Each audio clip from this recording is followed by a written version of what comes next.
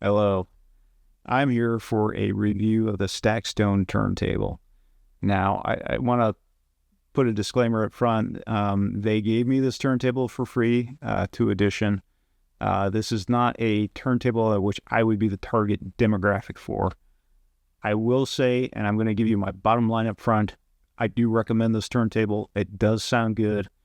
But the main selling point for me after using it for a little bit is it has 3 unique design features which you are not going to find on any of those turntables all throughout Amazon at a similar price point, which is around $200. I will talk about those design features later, but this is a turntable I do recommend.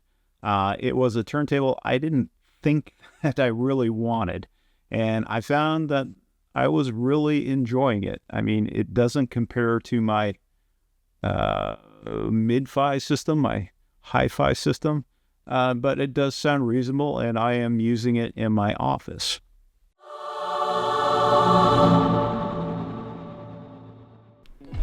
All right, this thing came from Amazon. It's basically a box within a box, but you'll see that it's pretty well packaged together. I had no complaints about how everything was boxed, but let's speed through this here.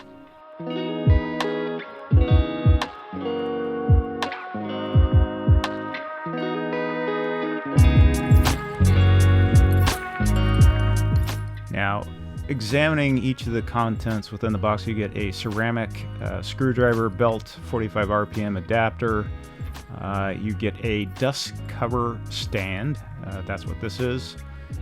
And you can see the dust cover here, pretty basic. And then here is the counterweight, the platter, which is cast iron.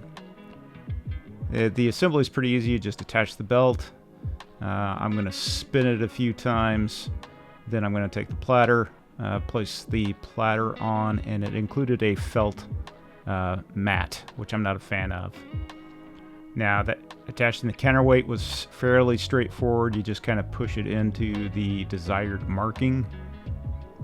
It included a cartridge alignment tool, paper one, and then it had several instructions. This is for the anti-skate weight, the main set of instructions, and then it had some simplified instructions. I don't know why they had 3 different instruction sets. Now, what I did was I want to check the overall cartridge alignment.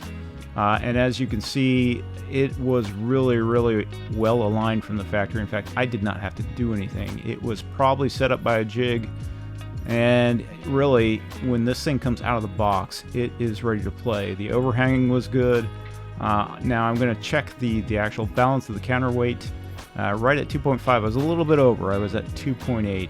So I had to make a little bit of an adjustment, and then I hit it right around 2.5.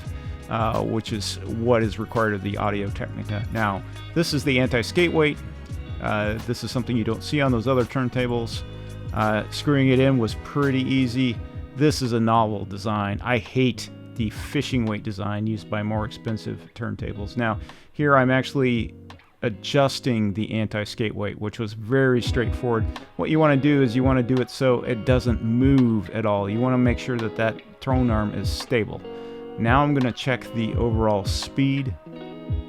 Right now I'm looking at 45 RPM. I had to make a few adjustments, and adjustments are easy with a ceramic screwdriver. You just kind of do a little twist and use the app to check.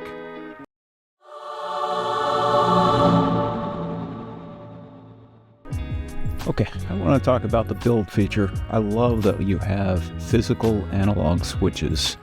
Your volume control also serves as the on and off. You have toggles for 33 and 45 and a toggle for a Bluetooth function. Now, one of the best features is the isolation. This is the #1 feature of this turntable. The speakers are by Jammo, which is a former Danish brand. I don't know about the heritage, but when you take the grill off, you can see that you got 2 sets of what you'll see as bookshelf speakers, and I really thought for what they were, they really had decent sound. Now, as I mentioned before, the anti-skate. This is a unique and novel design, and this is probably the 2nd most critical feature for this turntable, in my opinion. Now on the back, Again, you're seeing the adjustments for the pitch at 33 and 45, and you get the classic AT3600 Audio-Technica cartridge. Now, how does it sound? I took the line out and I plugged it into my Mix Pre-3 unit. I used the XLR connections, and so I want to give you a representative sound of how it sounds coming out of its phono preamp. I also will give you a couple of room samples so you kind of get some perspective of how it might sound in your respective room. Now, again, this is not going to replace a hi-fi system, but I found it to sound reasonably well. I'm going to use some records that are not well known because I think for posterity, I would like to keep this up for reference. So enjoy the sound samples. I tried to include a mix or a variety of music.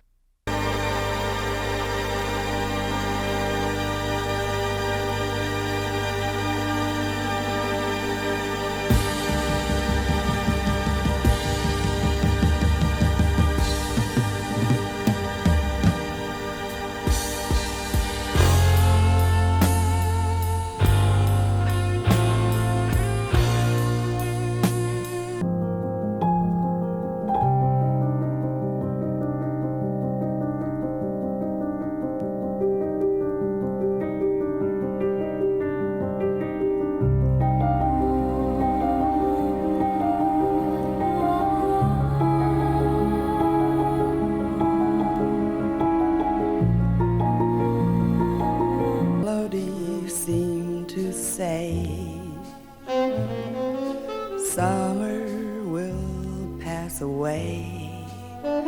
Take your happiness while you may. There 'neath the light of the moon.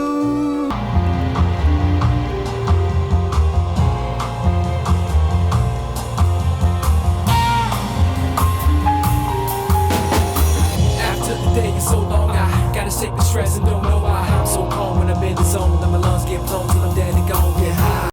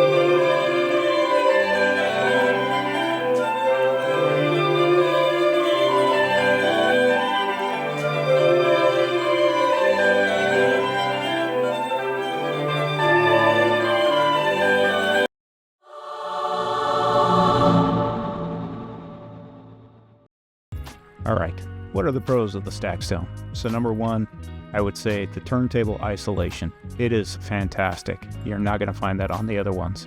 Number two, I would say is the anti-skate. Again, you're not going to find the anti-skate on the other turntables at this price point. Number three, the adjustable speed control. 33 and 45 RPM to adjust the speed is just fantastic. Number four, the build quality. You're not going to find a more solid build at this price point. And lastly, number five, the sound. It has great sound for exactly what it is. I recommend it. Now, are there cons with this? No, I would say there's no real cons at this price point. I mean, there's not a whole lot more that you can do. But instead of cons, I'm going to give you a list of improvements that I would like for the next version. Number one, I'd like to see a Bluetooth transmitter. I think that's a must for headphones. Number two, ditch the felt mat. You gotta get a cork mat. Felt just generates static. Number three, you need to cut the internal speakers when in line mode.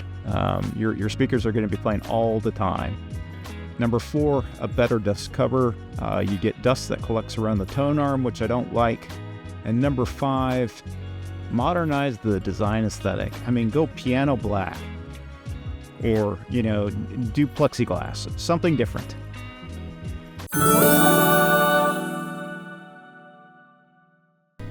I'd like to take the time to elaborate on a few of the improvements that I just mentioned. So, first of all, the turntable does have a Bluetooth receiver. It's great for streaming from your iPhone directly into the turntable speakers, but I really think a Bluetooth transmitter is a must. A lot of people have wireless headphones these days, and if I'm in a room with other people and I want to play vinyl without impacting their lives, this would be a must for me. Number 2, the dust cover. So the dust cover has some heritage from Riga, I'm assuming.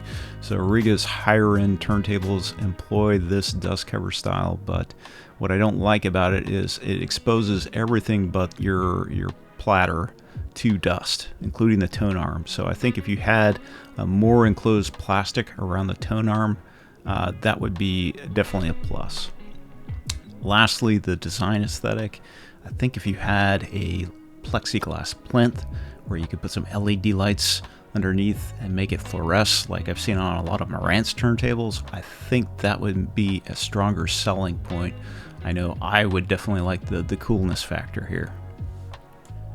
So this was a turntable I didn't think that I wanted. I mean, I was a little bit tepid in doing a review for this, but I actually ended up really, really appreciating it for what it is. I think this turntable is ideal for someone that's in a dorm room, or if you have children that would like to have a record player in their room, separate from your own system, or if you just want something in the kitchen, or in my case, the office, when it's nice and quiet. I like to play some vinyl, so this unit was actually perfect for it.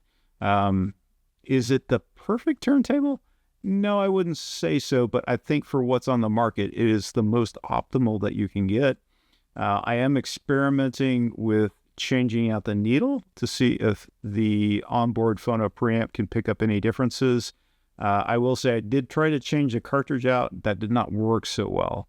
I think you're kind of stuck with the Audio-Technica, and if you're curious about replacements for the AT3600L, stick around. I should have a review on the differences and if the Stackstone can pick up the differences in the needle.